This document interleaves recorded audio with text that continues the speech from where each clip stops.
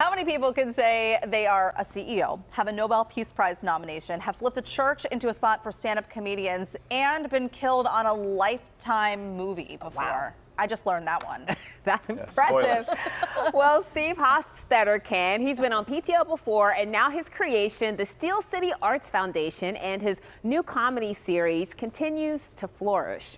And we are so glad that you're here. So how have things been? How's the center going? The center is going great. I'm learning all about, I've lived in Pittsburgh a year and a half now, and I'm learning a lot of things. I'm trying to become a native. I've learned that you reserve a parking spot with a chair. Yes, that is something. Yeah, I was raised in New York where you can't reserve a parking spot with a car. Or a body. Like, even if you're standing there, you will be pushed out of the way. Oh, that's what you meant by body. Yeah, that happens in New York also. So. Yeah, I was checking out online some of the pictures of the center. It's impressive. It doesn't look like the inside of a church. No, we're having a little fun with it. The art in there is incredible. We've had a couple of locals do some wonderful murals there, and we've been doing stand-up classes and a lot of digital shows, and we're still working on getting our zoning, but because of that we're producing shows outside the walls right now, and so we're doing a summer series at Hop Farm that's been going really, really well. It's so fun. There was a movie that was filmed in Pittsburgh not too long ago, and it was about being a stand-up comic and how hard it is to get your footing in, and the challenges of being on stage. So creating this space where you can work together and live together and really, share ideas is a beautiful thing. Well, thank you. And I think a lot of the comics are learning a lot from it because, the Pittsburgh scene took a huge hit. Hambone's closed, the Rex closed, and the Rex was generous enough to donate all their equipment to us, which has been incredible. And so having these comics work together and creating a collaborative space has really done wonders, and some of them are winning festivals all over the country now, and it's incredible to see what's been able to happen in just a year and a half. Yeah, what's the environment like there? What's the mood? I'm assuming that everyone's always laughing all the time. Well, we can be serious about comedy as well, but I think there's been a lot of gratitude, which is great. The comedians are very happy just to help each other.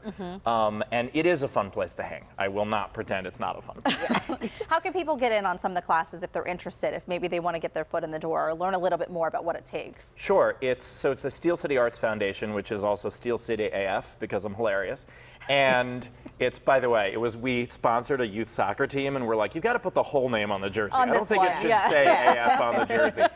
But they can go to steelcityaf.com. Our Hop Farm shows, the next one is Wednesday. I'm headlining that one, and it features a lot of the locals opening up. And that's how they can go. They can donate, they can learn about the classes, they can come to shows, they can get tickets right there.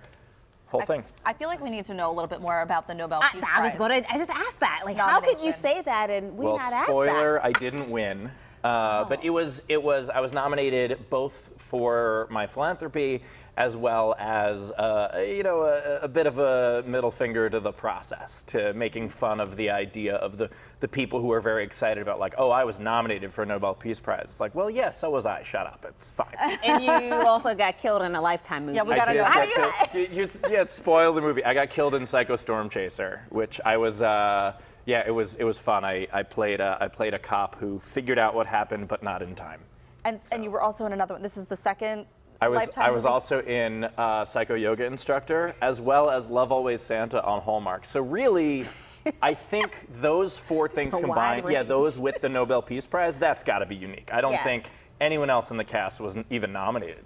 So there you go. So you have that on your resume. Yeah, nominated for Nobel Peace Prize, but not an Emmy or an Oscar, strangely enough. I would hire you. I'd say this guy could do anything.